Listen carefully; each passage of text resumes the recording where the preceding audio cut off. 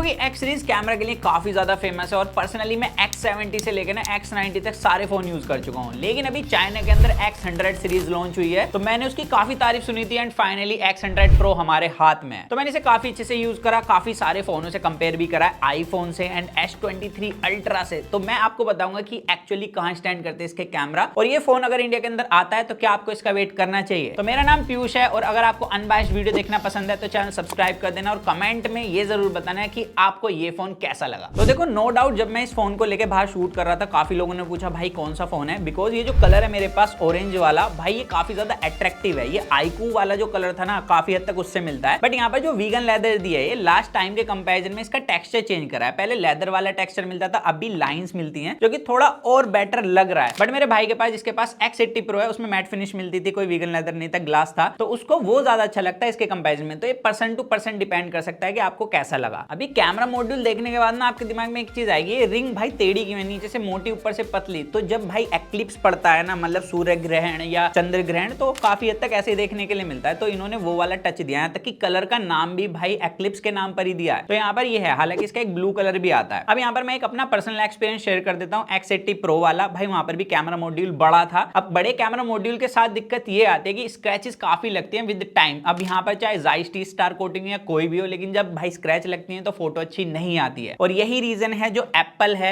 या सैमसंग जैसी कंपनी जो कैमरा मॉड्यूल के कट्स देती है वो छोटे छोटे देती है। आप इसे कहीं भी रखो स्क्रैच आसानी से नहीं लगती, बट बड़े कैमरा मॉड्यूल पे बड़े ग्लास पे स्क्रैच काफी आसानी से लग जाती हैं। और ये चीज आप देख सकते हो मेरे पास जो X80 Pro है इस पे कितनी स्क्रैच लग चुकी है और मैं काफी संभाल के फोन यूज करता हूं, उसके बाद भी ये हाल है। तो अगर आप बड़े कैमरा मॉड्यूल वाला फोन बाय करते हो ना तो इस चीज को दिमाग में डाल लो कि एक साल बाद आपके कैमरा मॉड्यूल के यही हालात होने वाले हैं। अब यहाँ पर भाई खैर आपको बता दूं, यहाँ पर जो आपको फ्रंट डिस्प्ले मिलती है ऑलमोस्ट सिमिलर ही है जैसे कि X90 Pro की है, बट यहाँ पर मैं देख रहा हूँ कि पंच होल का साइज इस बार बढ़ा दिया गया और यहाँ पर जो कैमरा सेंसर है वो भी कुछ इंप्रूव नहीं कर रहा है। यहाँ पर फ्रंट में 32 मेगापिक्सल का कैमरा है, बाकी बेजल चिन कम है और यहाँ पर जो स्क्रीन है वो आपको सेम मिलती है, LTPO पैनल है और 120 हर्ट्ज रिफ्रेश रेट के साथ। अब मेरे को ऐसा लग रहा है 2024 में भाई दो चीजें ट्रेंड में होने वाली हैं डिस्प्ले को लेके। एक तो हाई रिफ्रेश रेट जो कि 144 हर्ट्ज हर फोन के लिए कार, यहाँ तक कि S24 अल्ट्रा में भी 144 हर्ट्ज मिलने वाला है, लेकिन इसके अंदर अभी भी 120 हर्ट्ज का रिफ्रेश रेट है। हालांकि स्मूथ परफॉर्म करता है लेकिन 144 हर्ट्ज और भी ज्यादा अच्छा परफॉर्म करेगा। इसके अलावा जो पीक ब्राइटनेस है फोनों के अंदर वो भी भाई ट्रेंडी होने वाली है 2024 के अंदर। अब उसमें इन्होंने अच्छा काम करा है क्योंकि इसके अंदर 3000 निट्स की पीक ब्राइटनेस है। एप्पल सिर्फ आपको 2000 निट्स की पीक ब्राइटनेस देता है और सैमसंग देता है 1750 या 1800 निट्स की पीक ब्राइटनेस। बट सैमसंग अभी S24 के अंदर आपको देने वाला है 2500 निट्स की पीक ब्राइटनेस, तो वहां पर भी अच्छा है। लेकिन अभी भी देखा जाए तो वीवो के अंदर पीक ब्राइटनेस ज्यादा तगड़ी मिलेगी। अब ऐसे नहीं है, आउटडोर में भाई जो इसकी 3000 निट्स की पीक ब्राइटनेस है वो सबसे धमाकेदार परफॉर्म करने वाली है, क्योंकि यहाँ पर जब मैंने कंपेयर करा था एप्पल से सैमसंग से इसको,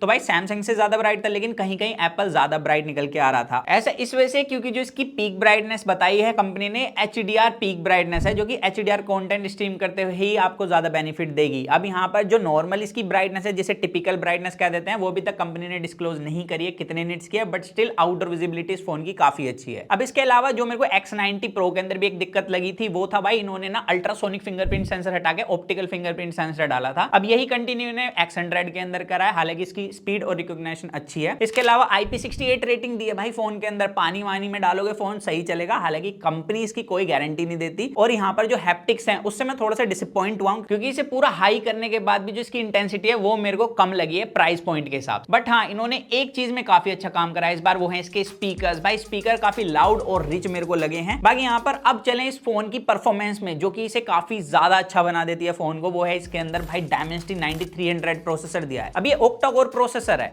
यहाँ पर 4 कोर आपको परफॉर्मेंस कोर मिलते हैं, 4 एफिशिएंसी कोर हैं। अब यहाँ पर देखने वाली बात यह है कि जो परफॉर्मेंस कोर है ना इनका साइज बड़ा है एफिशिएंसी कोर के कंपैरिजन में, जिसकी वजह से परफॉर्मेंस तो अच्छी मिल रही है, साथ ही बैटरी कंजप्शन भी इस फोन की मेरे को ठीक लगी है। यहाँ पर 5400 mAh की बैटरी दी है, उसके हिसाब से भाई एक दिन का मेरे को इसने बैटरी बैकअप दिया है। जब से फोन आया मैंने सारे टेस्ट रन कराए हैं, सिर्फ एक बार चार्ज करा और अभी भी अच्छी खासी बैटरी इसके अंदर है। और मैंने इसका कैमरा टेस्ट भी कर लिया भाई 3 फोन के साथ, तो उसको देखने के लिए आप चैनल सब्सक्राइब कर लेना और चैनल पर बने रहना। बाकी यहाँ पर हमने टेस्ट रन कराए भाई, जो इसका स्कोर है वो स्नैपड्रैगन 8 Gen 3 के बराबर का मिलता है। 2 मिलियन का स्कोर देखने के लिए मिला है, जिसे देखने के बाद मैं लिटरली शॉक हो गया हूं। अब यहाँ पर मीडियाटेक के प्रोसेसर के साथ मैंने एक चीज पहले से ही नोट करी है, लाइक हमने X80 के अंदर भी करा था, उसके अंदर भी Dimensity का प्रोसेसर था, तो वहां पर हीटिंग इश्यूज थे, तो यहाँ पर भी अभी हीटिंग मिल रही है। अराउंड 50 डिग्री चला जाता है इसका टेम्परेचर मैक्सिमम परफॉर्मेंस पे, लेकिन उसका 53 डिग्री जा रहा था। तो विद टाइम मीडियाटेक ने अपनी जो हीटिंग है उसको कंट्रोल करा है, बट स्टिल अभी भी स्नैपड्रैगन स्नैपड्रैगन थोड़ा ठंडा प्रोसेसर है MediaTek के कंपैरिजन में। और जैसे कि हमने MediaTek के पुराने प्रोसेसर के साथ देखा है, हीटिंग के बाद जो उनकी स्टेबिलिटी है वो उतनी अच्छी नहीं होती, तो यहाँ पर भी सेम देखने को मिला। पीक परफॉर्मेंस 3D मार्क में अच्छी थी, लेकिन स्टेबिलिटी उतनी अच्छी नहीं मिली हमें इसकी। बाकी गेमिंग की बात करें तो जितना हमने गेम खेला, जिन इंपैक्ट फुल सेटिंग्स में खेला भाई, परफॉर्मेंस काफी सही देखने के लिए मिली, स्टेबल थे, स्मूथनेस अच्छी थी। बाकी अगर आप फुल सेटिंग्स में कोई भी गेम खेलोगे उसे अच्छे से हैंडल कर लेगा। बस वही है कि MediaTek का प्रोसेसर है तो हीट होने स्टार्ट काफी जल्दी हो जाता है। बाकी इस फोन के अंदर रे ट्रेसिंग का भी आपको सपोर्ट मिलता है, जैसे कि दूसरी कंपनी आपको ऑफर कर रही है। एप्पल ने रे ट्रेसिंग को इस बार हाइप करा, सैमसंग उससे पहले कर ही चुका है, बट भाई अभी मैं कहूंगा कि ये चीज गिमिक ही है, क्योंकि मैक्सिमम जो गेम है वो रे ट्रेसिंग अभी सपोर्ट नहीं करते हैं फोन वाले। सिर्फ PS5 के अंदर मैंने रे ट्रेसिंग अच्छे से खेली है। बाकी एक दो पेड गेम है जिसके साथ आप रे ट्रेसिंग एक्सपीरियंस कर सकते हो फोन के अंदर, बट मेरे को लगता नहीं है कि उन पर ज्यादा लोग पैसे खर्च करेंगे। तो आप बताना आपको कैसी लगती है रे ट्रेसिंग? अभी के लिए मेरे को तो गिमिक ही लग रही है। बाकी ये वर्ल्ड का पहला ऐसा फोन है जिसके अंदर आपको DDR5T रैम दिया और फोन चलाने में भाई काफी स्मूथ है, कोई दिक्कत नहीं है जब तक आप इसके अंदर हैवी टास्क ना करो, क्योंकि हैवी टास्क करने के बाद ये वो होना स्टार्ट हो जाता है। लेकिन नॉर्मल टास्क में कोई भी हीटिंग इश्यूज मैंने इस फोन के अंदर नहीं देखे हैं। अब बात करते हैं इस फोन की मेन हाईलाइट जो कि X सीरीज की होती है, कैमरा। एंड यहाँ पर Zeiss T-Star कोटिंग के साथ आता है, जिसकी वजह से फ्लेयर्स ये दूसरे फोन के कंपैरिजन में कम पकड़ता है। अब यहाँ पर हमने जितना देखा इस फोन के अंदर 50 मेगापिक्सल का ट्रिपल कैमरा सेटअप है और 1 इंच का कैमरा सेंसर है, जैसे कि लास्ट ईयर इन्होंने अपने फोन के अंदर दिया था। और जैसे कि इसका नाम X100 है, तो अब आपको इसके अंदर 100x जूम भी मिलता है, मतलब आप जूम कर सकते हो किसी भी सब्जेक्ट पर काफी दूरी तक। अब यहाँ पर ये ऐसा है जैसे कि सैमसंग के अंदर मिलता है। अब सैमसंग से हमने इसे कंपेयर करा था, सैमसंग कंपैरिजन में इसका जो लॉक फीचर है वो ज्यादा अच्छे से वर्क करता है। लेकिन यहाँ पर फोटो क्लिक करने के बाद जब हमने कंपेयर किया तो यहाँ पर अभी भी सैमसंग अपना भाई एक ऊपर ऐसे ओहदा बनाए हुए, क्योंकि सैमसंग ने ज्यादा शार्प और ज्यादा डिटेल के साथ फोटो कैप्चर करी थी इसके कंपैरिजन में। बाकी यहाँ पर जो 1x है, जैसे कि 1 इंच का कैमरा सेंसर है, तो आपको डेप्थ ऑफ फील्ड नेचुरल काफी ज्यादा अच्छी मिलती है। हालांकि इसकी एक डिसएडवांटेज भी मेरे को लगी है, अगर आप किसी सब्जेक्ट की फोटो क्लिक करते हो थोड़ा पास से तो थोड़ा एक्स्ट्रा ब्लर कर देता है। एंड यहाँ पर जितनी मैंने फोटो क्लिक करी, कलर्स काफी ज्यादा अच्छे थे, लाइट कंट्रोल भी भाई नॉर्मल फोटो के अंदर बहुत सही लेता है। बट यहाँ पर मैंने एक प्रॉब्लम भी फेस करी है, लाइक थोड़ा सा दूर भी है ना सब्जेक्ट, तो भाई उसको भी अच्छे से फोकस में नहीं लेता। यहाँ पर अगर मैं इस पोल की बात करूं तो देखो पोल फोकस में नहीं है, लेकिन बैकग्राउंड में जो ट्रीज हैं वो काफी अच्छे से फोकस में है। सिमिलर मेरे साथ हुआ है, मैंने जितनी फोटो क्लिक करी है मैक्सिमम मतलब 90 फोटोज के अंदर 100 में से मैंने देखा कि मेरे को अच्छे से फोकस में ना लेके बैकग्राउंड को ज्यादा अच्छे से फोकस में लिया इसने, तो मेरे को मेन कैमरे में ये वाला इशू लगा है। बट कलर वाइज मेरे को बहुत ज्यादा सही लगा। अब इसके अलावा भाई इसमें जो इस बार एक नई चीज ऐड करी है वो है एक्स्ट्रा मोड। आपको कैमरा में एक्स्ट्रा मोड मिल जाते हैं, जैसे 1x पे ही आप क्लिक करोगे ना तो यहाँ पर ये 28 mm की तरह भी काम करेगा और 35 mm की तरह भी काम करेगा। और इसी तरीके से हर एक कैमरे के अंदर आपको दो मोड तो मिल ही जाते हैं। और ये काम कैसे कर रहा है, हर एक कैमरा को थोड़ा थोड़ा जूम करके, जैसे कि 1.5 पे डाल दिया, 1.2 पे डाल दिया, तो इस तरीके से काम कर रहे हैं जैसे कि एप्पल ने अपने फोन के अंदर दिया था। तो वही एक चीज इसके अंदर मिलती है। अब मेरे को इस चीज का ना एक और फायदा लगा, जैसे कि 4K 60 FPS में आप हर एक लेंस के बीच में वीडियो रिकॉर्ड कर सकते हो। तो जब आप जूम करोगे ना लेंसेज के बीच में वीडियो रिकॉर्ड करते हो, जो ट्रांजिशन है ना वो सैमसंग से ज्यादा बेहतर कर दिया वीवो ने। और ये चीज साफ देखने के लिए मिलती है, क्योंकि सैमसंग में जिटरीनेस मिलती है लेकिन इसके अंदर नहीं है। और ऊपर से सैमसंग के अंदर 4K 60 FPS में आप लेंस में स्विच नहीं कर सकते, लेकिन इसके अंदर किया जा सकता है। तो ये भी एक बहुत बड़ा प्लस पॉइंट है। बाकी इस फोन के अंदर जो मेरे को सबसे ज्यादा अच्छा लगा वो है पोर्ट्रेट मोड। भाई पोर्ट्रेट मोड का as detection, light control and जो भाई आप देखोगे डिटेल्स वो बहुत ज्यादा अच्छी हैं। बेसिकली जब नॉर्मल फोटो क्लिक कर रहे हैं उस टाइम तो डिटेल नहीं लेता, लेकिन पोर्ट्रेट मोड के बाद आफ्टर प्रोसेस जो फोटो निकल के आती है उसमें डिटेल्स भी काफी अच्छी है, लाइट कंट्रोल भी, और जो एज डिटेक्शन है वो तो नेक्स्ट लेवल है। एंड आप किसी भी मोड में फोटो क्लिक करो सबसे कमाल के पोर्ट्रेट मोड लेता है ये फोन। एंड मैंने इसे एप्पल से भी कंपेयर करा था 5x को इसके 5x से, और भाई सैमसंग के 3x से भी कंपेयर करा था, इसका 5x सबसे ज्यादा बेहतर परफॉर्म कर रहा था तीनों में।